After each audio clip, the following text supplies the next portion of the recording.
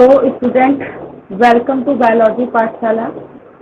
आज की पाठशाला का जो टॉपिक है आज हम उसे डिस्कस करेंगे, और जो टॉपिक है मैं उसका नाम बताना चाहती हूँ। उसे हम कहते हैं पार्चुरेशन। ठीक है, हमें पार्चुरेशन के बारे में पढ़ना है। डियर स्टूडेंट, पार्चुरेशन जो होता है, ठीक है, इस पार्चुरेशन को हम प्रसव भी कहते हैं। प्रसव यानी कि पार्चुरेशन। ठीक है, पहली बात तो आपको ये क्लियर हो जाइए। ओके,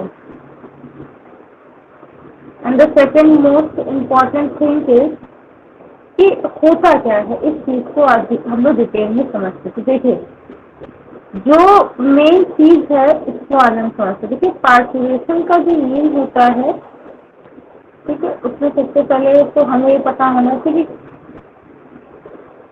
बेसिकली जब कोई लेडी बेसिकली प्रेग्नेंट होती है तो उसके 280 दिन आफ्टर द 280 डेज और 9 मंथ, ठीक है, 9 मंथ के बाद होता क्या है, एक बेबी का बर्थ होता है। ठीक है, क्या होता है, उसको बेबी का बर्थ होता है। ठीक है, इसी को कहते हैं पार्चुरेशन। ठीक है, इसी को हम लोग क्या बोलते हैं, पार्चुरेशन। तो इस बात की याद रखिए। अच्छा, पार्चुरेशन के मेन पॉइंट्स क्या होते हैं, मतलब ये कैसे होता है, तो ये समझ लीजिए। बेसिकली इसके 3 स्टेजेस होते हैं, और इस 3 स्टेजेस में, ठीक है, उससे कुछ स्टेप्स होते हैं, हम उनकी बात करेंगे। देखिए, होता क्या है कि जो फर्स्ट स्टेज होती है, उस फर्स्ट स्टेज में ठीक लगभग 14 to 20 आवर्स के ड्यूरेशन में, ठीक है, लगभग 14 to 20 आवर्स के ड्यूरेशन में जो आपकी, ठीक है, अम्बिलिकल कोड है, अम्बिलिकल कोड, ठीक है, एंड और आपकी जो ओवरी है, ठीक है, इनकी मसल्स में कॉन्ट्रैक्शन स्टार्ट हो जाता है। तो जो भी मसल्स होंगी उनमें क्या होगा बेटा, कॉन्ट्रैक्शन जो होता है, जो भी कॉन्ट्रैक्शन होता है वो स्टार्ट हो जाता है।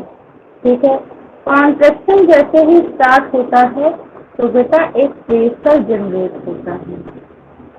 ठीक है, कॉन्ट्रैक्शन जब स्टार्ट होगा तो एक प्रेशर क्या होगा बेटा, जनरेट होगा। इस प्रेशर के जनरेशन से क्या होता है, जो बेबी होता है वो बर्थ कैनाल तक आता है। ठीक है, baby comes into birth canal. तो ये क्या करता है बेटा, बर्थ कैनाल तक बाय द प्रेशर होता है। ठीक, अब जो इसकी सेकेंड स्टेज होती है वो ये कहती है कि यहाँ पे जो मसल्स कॉन्ट्रैक्शन है वो हाई लेवल में होता है, मसल्स का जो कॉन्ट्रैक्शन होता है बहुत हाई लेवल में होता है। रिस्पायरेशन जो रेट होता है वो भी बेटा हाई लेवल का होता है, यानी इंक्रीज होता है। देन हार्ट बीट जो होती है वो भी बहुत हाई लेवल की होती है। तो इस बात को याद रखिए। ये जो सेकंड वाला आपका होता है, ठीक है, तो ध्यान से समझिएगा। जो सेकंड वाला आपका होता है, यहाँ पे जो सेकंड स्टेज होती है पार्चुरेशन की, उस सेकंड स्टेज में लगभग मैं बताऊं तो 1 to 2 आवर्स के लिए, ठीक है, लेबर पेन होता है। ठीक है, 2 आवर्स के लिए बेटा लेबर पेन होता है। इस बात को याद रखेंगे।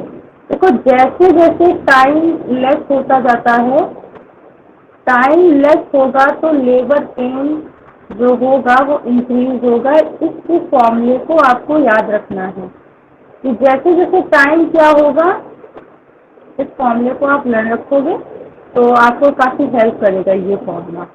तो टाइम जैसे जैसे इंक्रीज होगा तो जो लेबर पेन है वो डिक्रीज होगा, और टाइम अगर कम हो रहा है तो लेबर पेन इंक्रीज होगा। इस बात को याद रखना है। अब जो इसकी थर्ड स्टेज होती है, थर्ड स्टेज की अगर बात करें बेटा, तो इसकी जो थर्ड स्टेज होती है वो ये कहती है कि यहाँ पे 14 to 20 मिनट का, ठीक है, मिनट में आ जाता है, और जब उसका लास्ट पीक होता है तो ये सेकंड्स में भी आ जाता है, और इस सेकंड्स में लेबर पेन जो होता है, ठीक है, जो लेबर पेन होता है वो काफी ज्यादा हाई होता है, जो लेबर पेन होता है बच्चों वो काफी ज्यादा हाई होता है, इस बात को याद रखिए।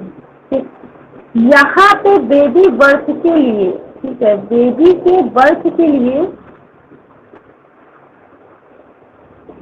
ठीक है, और कॉन्ट्रैक्शन के लिए, ठीक है, कॉन्ट्रैक्शन के लिए एक हार्मोन होता है ऑक्सीटोसिन। ऑक्सीटोसिन हार्मोन क्या होता है बेटा? सेक्रीट होता है, यानी कि उसकी कंसंट्रेशन जितनी ज्यादा होगी बेबी बर्थ आराम से हो जाएगा। ठीक, यहाँ तो होता क्या है कि जो आपका एमनियोटिक फ्लूइड होता है, एमनियोटिक फ्लूइड, ये एमनियोटिक फ्लूइड अगर सेक्रीट होता है तो जो डिलीवरी होती है वो प्रॉपर होती है, ठीक है, नॉर्मल होती है। अगर सेक्रेशन नहीं होगा तो जो बेबी बर्थ है वो कॉम्प्लिकेशन हो जाएगा, ठीक है, तो इस बात को याद रखेंगे। अब हमें ये समझना है बेसिकली कि क्या इसके ऑक्सीटोसिन के फंक्शन क्या होते हैं, इस चीज को समझते हैं। देखिए फंक्शन जो है ऑक्सीटोसिन के बेटा,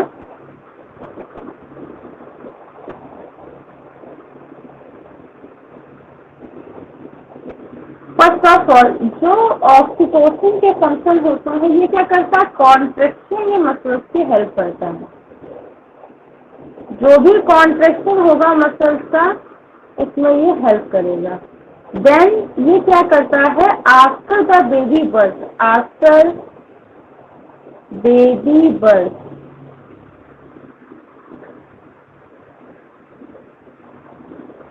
आफ्टर बेबी बर्थ, ठीक है, ठीक है, मदर को जो रिलैक्सेशन मिलता है, मदर को जो भी रिलैक्सेशन मिलेगा,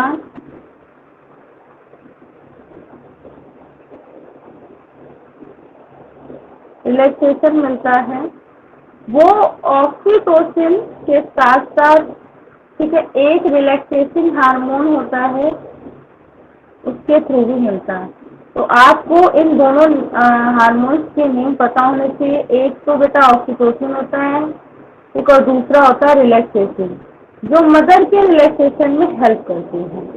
तो ये था पार्चुरेशन जो बेसिकली ऑक्सीटोसिन पे डिपेंड करता है, रिलैक्सेशन पे डिपेंड करता है, कॉन्ट्रैक्शन इसमें होता है, ठीक है, फिर होता है बेबी का बर्थ, ठीक है, इसी को हम लोग बोलते हैं पार्चुरेशन।